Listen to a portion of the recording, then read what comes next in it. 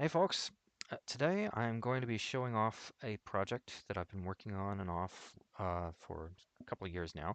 It's a recreation of a classic video game in Python using the Pyglet library.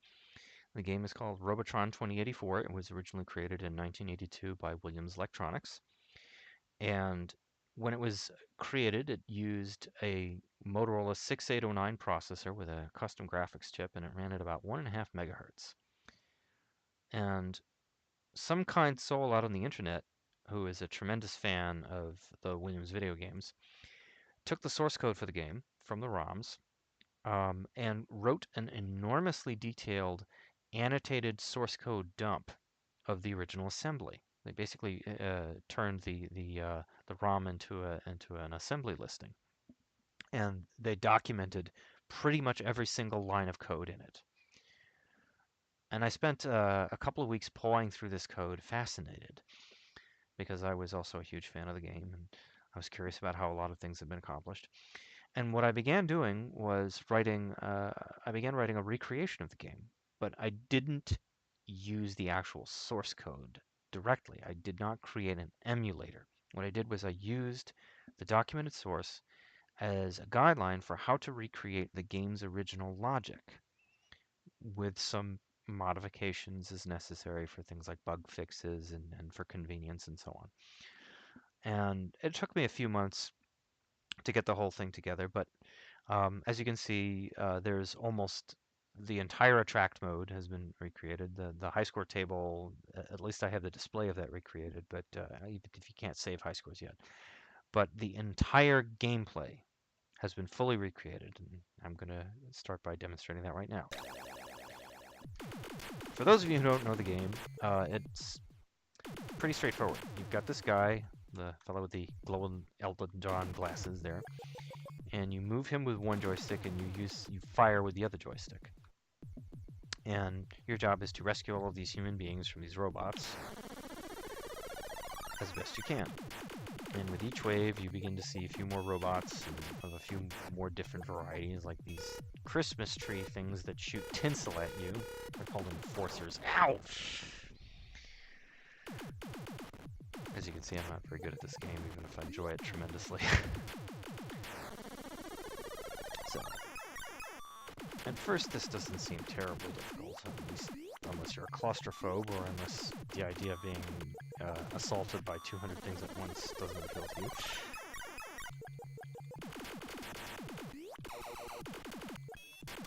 So, as you can see, it's more or less, up the first few waves, it's more or less variations on a theme. Then we get to wave 5. This is where things really get ugly. Those brains, as they call them, they love to snap up human beings and reprogram them into evil monsters that chase you around the screen and, ow! Try to kill you. And the brains themselves also fire these projectiles that are enormously difficult to hit because they're so... You can only hit the front end of them. Like if you hit the tail, nothing happens. You have to hit that tiny little 2-pixel area at the head.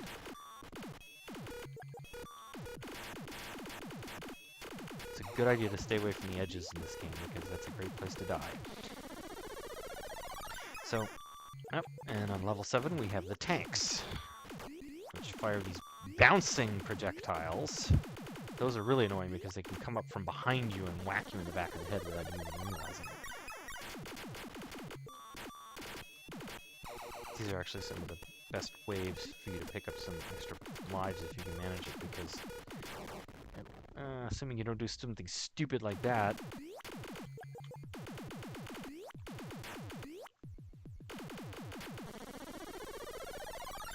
the 9 waves are really dangerous because when the borders disappear, you don't really have a very good idea of when you're up against the edge of the screen, so you can get stuck there and not even realize it. At least that's something that happens to me. Can't speak for you.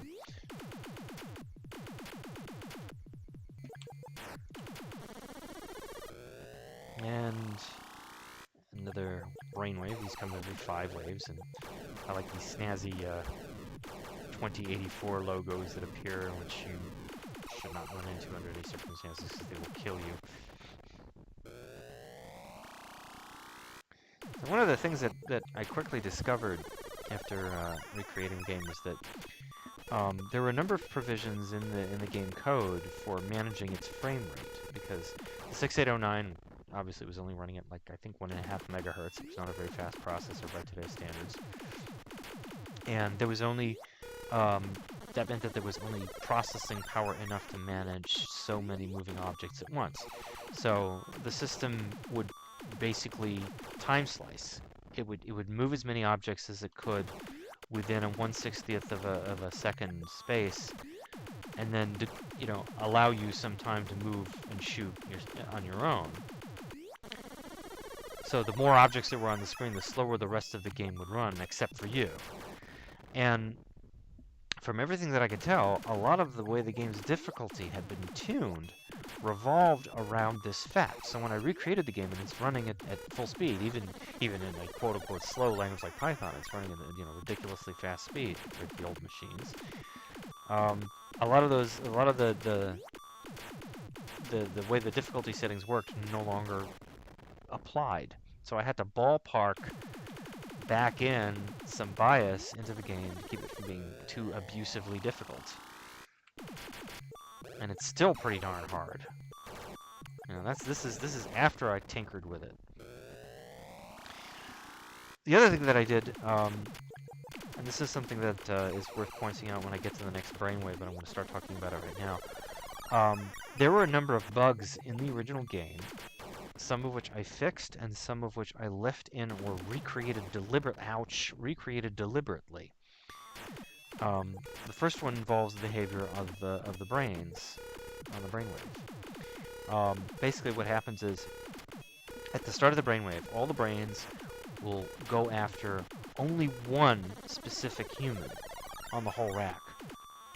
They may get to it right away because one of them might have been standing right next to it. But the point is that they will all try to chase the same guy.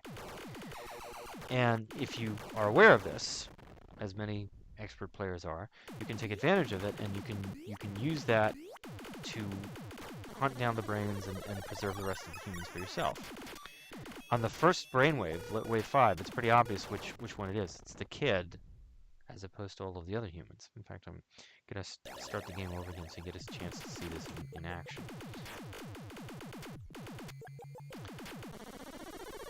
And the source code has this factoid annotated directly into it. You can see exactly where they made the mistake, which I found very amusing. And I structured my recreation in such a way that this particular bug would emerge naturally, which I thought was rather funny.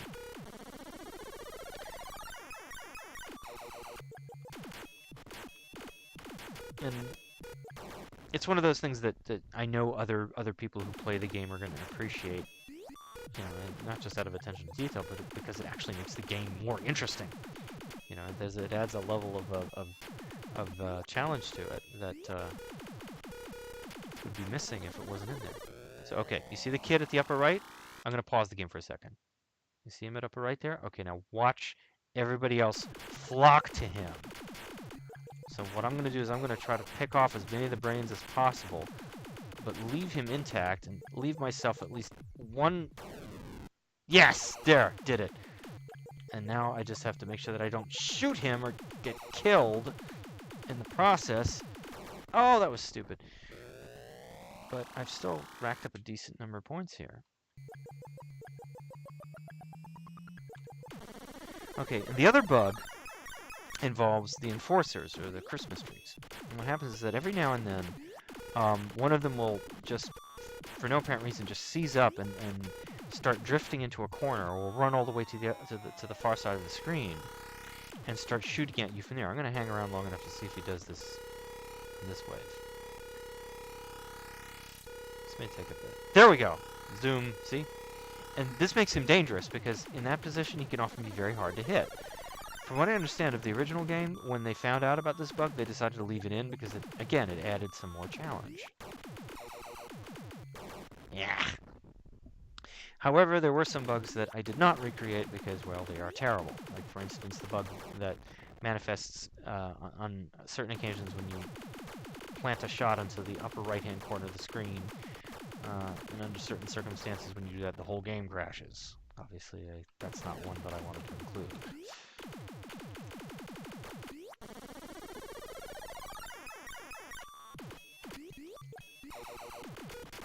Yeah.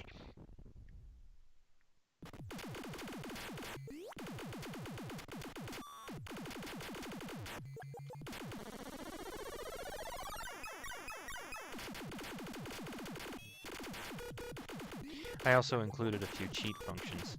I'm going to turn one of them on right now. If you hit caps lock, you enter immortality mode. It means you cannot die ever. You can just sort of hang around forever and ignore everybody shooting at you. I threw that in for debugging, of course, but you know, if somebody else wants to use it, I can't stop them. This was also a great example of a game that uses an old school graphics technique. Back in the day, video games did not have a whole lot of graphics power at their disposal.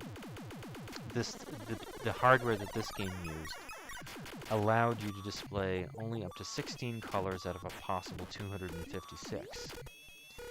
But because of the way that worked, you could change which 16 colors those were on the fly. So you could assign a color, and then you could reassign it across frames, and that would create these wild, psychedelic pulsing effects that you're seeing all over the screen right now. I was not sure how to recreate this at first. Then I did some research, and I realized the smart way to do it would probably just be to write a graphics shader. Pyglet does not have... well, actually, at the time that I started using Pyglet, it did not have a shaders extension, but another kind soul had written one as a demo, and I just hijacked that one and put it to use. The hard part was writing the shader itself. That turned out to be really abusively difficult, and the shader I wrote is not very efficient at all. At some point, I'm probably going to have some genius who knows more about shaders than I ever will come in and do something about it, because it really is terrible, but it gets the job done. Oh no. No. Ah! I hate that.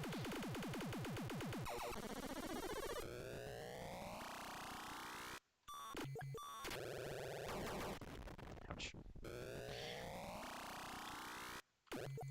The game logic is all itself written in Python. But there are a few exceptions for the sake of performance.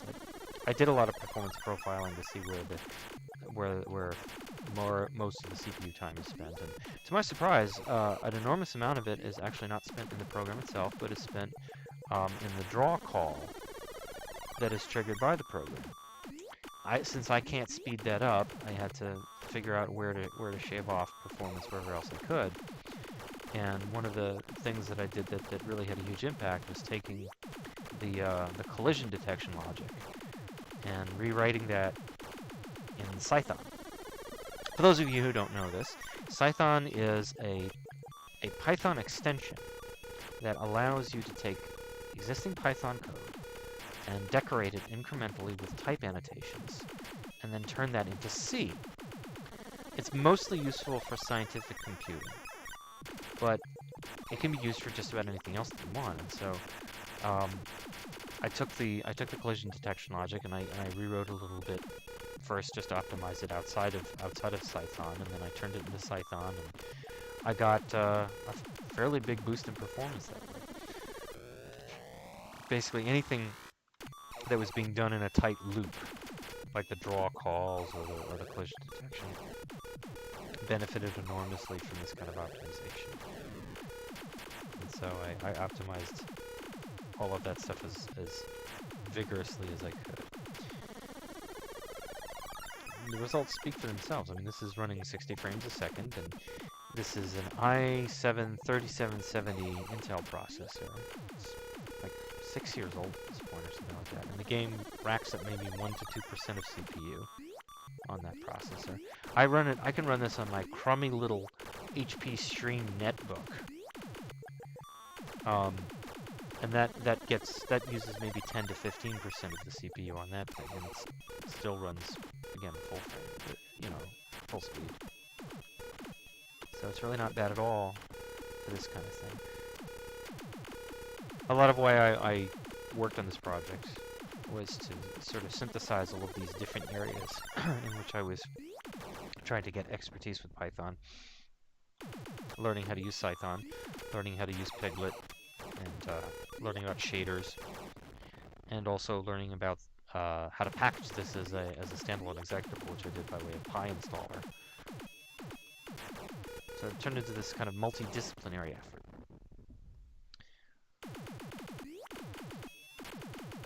What's really funny is that the whole reason that I started working on it was because I was annoyed by the fact that the original game slowed down so badly when you got further into it, because there was only so much CPU to go around. I thought, if you write this on today's processors, it'll absolutely scream.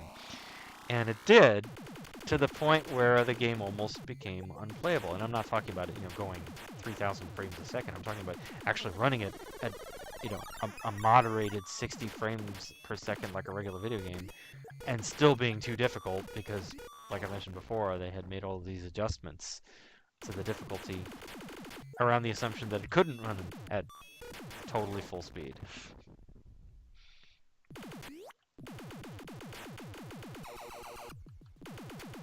The sounds, by the way, were not recreated from scratch. Those were just sampled from the original game. So there, I cheated. Ditto the graphics. The graphics were part of the dump that I examined, and I was just able to take them and slot them in as a bunch of bitmaps.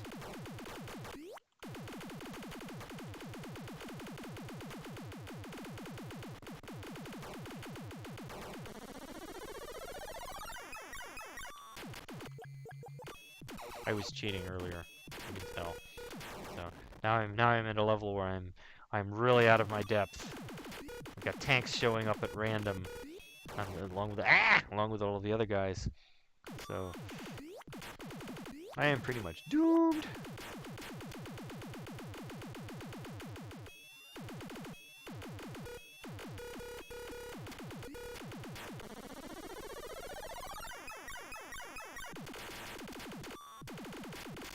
One of the really fun things about recreating a game like this is how you get to ring your own little modifications on it. And at first I did nothing of the kind. I wanted to have something that was essentially indistinguishable from the original, at least to a casual observer.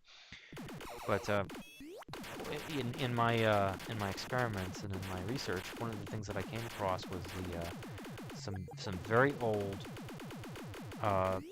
adaptations of this game for DOS and the Apple II, back in I think 83, 84, something like that. And I was able to use cheat codes and such to get through the game, a lot more effectively than if I was just playing it for real. Because I wanted to see what sorts of adaptations they'd made. And the DOS version, they do some really funky, crazy stuff at the higher levels.